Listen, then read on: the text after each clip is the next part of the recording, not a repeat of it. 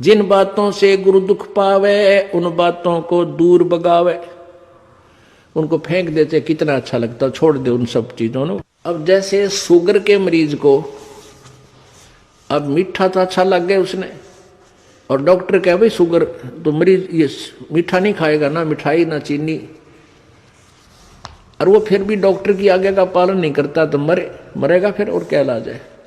तो चीनी मीठी तो लग रही है, इसमें कोई शक नहीं, मीठी भी है, लेकिन उसके लिए विष है। तो ऐसे ही भक्ति मार्ग में गुरु जी की आज्ञा का पालन ना करना विष के तुल्य है, आपकी भक्ति को नष्ट कर देता है। गुरु के सम्मुख वचन ना कहे सो ससरैनी गैनी सुख ले। गुरु जी के सामने एंड बैंड नहीं बोला, क्योंकि गुरु जी के सामने जैसे भगवान के पास जाना होता है ऐसी दृष्टिकोण से आना चाहिए। अपनी फरियाद करे, जो भी आदेश हो श्रोधार्य करे और चल पड़े, चाहे मन कुछ भी सोचता रहे, क्योंकि परमात्मा अंतर्यामी है, आपके सब दुखों से परिचित है, और वो आपके जितनी श्रद्धा आपकी होगी उतना ही निवारण आपको साथ साथ रिजल्ट देते रहेंगे। तो आपने समर्पण और श्रद्धा बढ़ानी है, उसके बढ़ाने के लिए आपको यहाँ बुलाया जाता है, भक्ति कराई जाती है, दान पुण्य करवाया जाता है, सेवा करवाई जाती है, ताकि आपकी श्रद्धा जितनी बढ़ेगी उतना ही प्रभु आपके संकटों का निवारण समांतर करता रहेगा।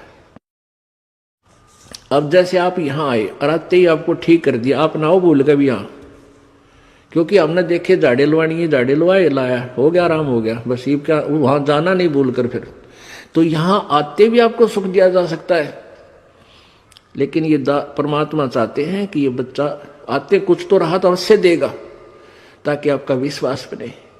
और आप पर आज कलयुग में आगे हो इतने पाप है, गिनती नहीं, एक सुख थोड़ा बहुत मालिक अपनी तरफ से अवश्य देता आपको, फिर 100 संकट और हैं अभी तो आपके ऊपर बैलेंस, वो भी निवारण करवाने हैं।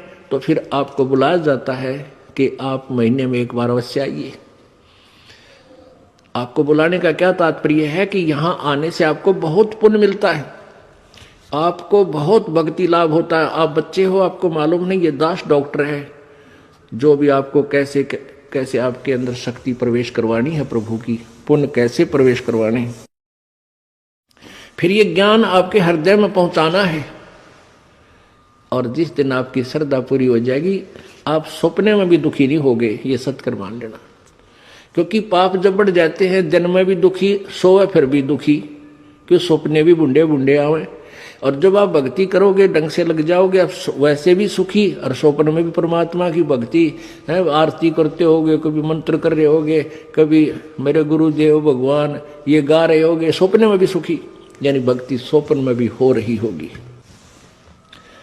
गुरु से शेष करे चतुराई सेवा ही नरक में जाई। ओह, जो गुरु जी के सामने चतुरता करता है, छल कपट करता है, उसकी जो सेवा है यानी वो पूजा समाप्त हो जाती है, धन भक्ति का, और कहते हो नरक में जाई, नरक में डाल दिया जाता है। शिष होए सर्वस्व नहीं वारे, ही कपट मुख प्रीत उचारे।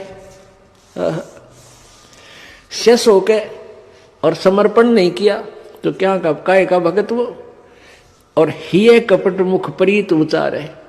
अंदर तो दोष है, ऊपर तो मीठा बोला है, ये भगवान को पसंद नहीं। सो जीव कैसे लोक सिधाई, बिन गुरु मिले मोहे ना पाई। गुरु से कपट करे चतुराई, सोहन सा भव भर में आई। गुरु से कपट शेष जो राखे, यमराज जाके मुगदर चाखे। गुरु जो जन गुरु की निंदा करही, शुक्र सवान गर्भ में पढ़ही। गुरु की निंदा सुने जो काना, ताको निश्चय नरक निदाना। अपने मुख निंदा जो करही, परिवार सहित नरक में पढ़ही। अपने आप क्या बताते हैं परमात्मा के, अपने गुरुजी की निंदा यदि कोई कर रहा है तो भी आपने सुननी नहीं चाहिए। यदि गुरु की निंदा सुने जो काना, ताको निश्चय नरक निदाना। जिसने गुरुजी की निंदा कान से भी सुन ली किसी नालायक ने, कहते हैं तो भी तू नरक में जाएगा, तेरा नाम खंड हो जाएगा।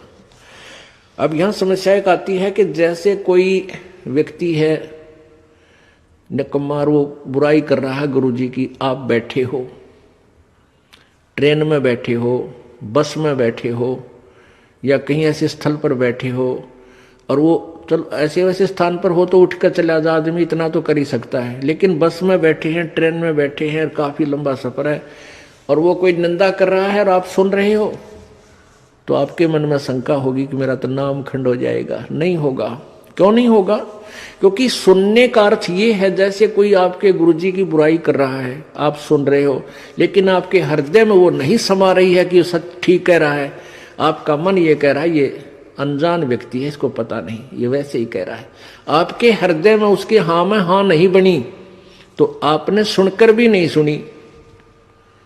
ये इनमें बहुत अंतर होता है एक एक बात में। और यदि आप उसके कहने से आपके हृदय में ऐसा आ गया कि हो सकता है हमारे गुरुजी ने ऐसा गलत काम कर ही दिया हो, तो आपने सुन ली, वो सुन ली, और आपके मन में स्वप्न में भी नहीं आए कि ये जो कह रहा सच्ची हो सकती है, तो आपने नहीं सुनी, तो आपको दोष नहीं। गुरु की निंदा सुने जो काना, ताको निश्चय नरक निदाना, अपने मुख निंदा जो करही, परिवार सहित नरक में पड़ही। गुरु को तजय भजय जो आना, ताक पशुआ को फोकट ज्ञाना। ओए होए, अपने गुरु को छोड़कर और दूसरे में आस्था बनाता है। अब जैसे आप किसी भी कोई भी आपको इस भक्ति मार्ग का ये ज्ञान दास से सुनकर आपको कोई सुना रहा है भक्त, और आपकी श्रद्धा उस भक्त में हो जाती है, वो हो तो बहुत अच्छा है, बहुत प्यारा है, उससे के चरण छूने लग जाए और उसी के ऊपर आसक्त हो गए, तो आपका गुरुजी से नाम खंड हो गया। इस दृष्टिकोण से परमात्मा कहते हैं गुरु को तजय भजय जो आना,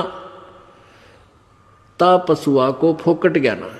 उस पशु ने को कोई ज्ञान नहीं है, वो भक्त नहीं है। जो अपने गुरु को छोड़कर दूसरे में ठीक श्रद्धा बनाता है, उसमें आसक्त होता है, उसी को पूजा शुरू कर देता है। अब पुण्यात्माओं, एक एक पॉइंट पर बहुत गहराई सोचना है। अब कोई भक्त ज्ञान सुना रहा है, बहुत अच्छी बात है, उसके द्वारा सुने ज्ञान पर अमल करे और उससे कहे भाई मुझे भी गुरुदेव के पास ले चलो, मेरा कल्याण करा दो। और आपने नाम ले रखा है और फिर कोई चर्चा चलती है, ऐसी कोई बात नहीं, फिर भी सुनो। और कोई पुराना भक्त है, वो अच्छी अच्छी बातें बताएगा तो बहुत अच्छी बात है, गदगद हो जाओ कि मेरे गुरुजी ने कितना अच्छा ज्ञान दिया हुआ इस बच्चे को, भाई को, बहन को, और ये सब गुरुजी का ही दिया हुआ ज्ञान है, इसका नहीं है। तो उसमें आपको एज ए भाई यानी गुरु भाई गुरु बहन तो आपकी श्रद्धा हो सकती है, लेकिन अन्य दृष्टिकोण से, क्योंकि हम फिर उस पर इतना आसक्त हो जाते हैं, उसको फिर प्रणाम करने लग जाते हैं, बड़ा अच्छा भगत से, तो ऐसे ये बीमारी हमारे भगत समाज में पड़ी रही और इसका लाभ ये काल उठा गया। गुरु को तजय भजय जो आना, ता पशुआ को फोकट ज्ञाना। गुरु से बैर करे सिस जोई, भजन नास और बहुत बिगोई, पीढ़ी सहित नरक में पढ़ी, गुरु आज्ञा सिस लोप जो करही, चेला अथवा उपासक होई, गुरु सुमुख ले झूठ संजोई, निश्चय नरक पड़े से सोई, वेद पुराण भाकत सब कोई, सम्मुख गुरु की आज्ञा धारे और पीछे ते सकल निवारे। एक सामने आकर के तो हाँ जी हाँ जी हाँ जी, और पीछे ते छोड़ देने ये जरा फिर देखेंगे। तो कहते हैं सम्मुख गुरु की आज्ञा धारे और पीछे ते सकल निवारे, यार सब ने रिजेक्ट कर बैठे। ऐसे नकली शिष्यों का उद्धार नहीं होता। सोच से घोर नरक में पड़ही, रुद्राद पीवे नहीं तरही, मुख पर वचन करे परवाना, घर पर जाए करे विज्ञाना। मुख पर तो सारी बात माने और घर पर जाके चौधरी पाक अपने हिसाब से सेटिंग करना, नो ऐसे ठीक नहीं, गुरु ये ऐसे होना चाहिए। तो परमात्मा कहते हैं आप जीव हैं और जीव संज्ञा में ही रहना चाहिए। आपने परमात्मा की आज्ञा में कोई भी दोष नहीं निकालना चाहिए, फाइनल हो। अब गुरु जी की आज्ञा देगा आपको। हम क्या आज्ञा देते हैं भाई? बीड़ी मत पीना, शराब मत पीना, तम्बाकू मत पीना, बुराई ना करना, चोरी मत करियो, रिश्वत मत लेना, भगवान पर विश्वास रखना, भक्ति करना, आनुपाशा मत करना। और ये सारी ही ना करने की है और ये आज्ञा पालन करने की है। और ये भी नहीं करोगे फिर भगत कैसे? व्यर्थ। मुख पर वचन करे परमाना, घर पर जाए करे विज्ञाना। जहां जावे ता निंदा करही, सोच घोर नरक में पड़ही।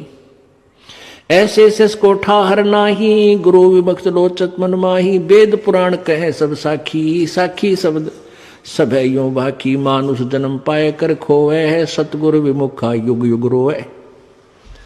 अब सतगुरु से विमुख होने वाला कहते हैं युग युग रो।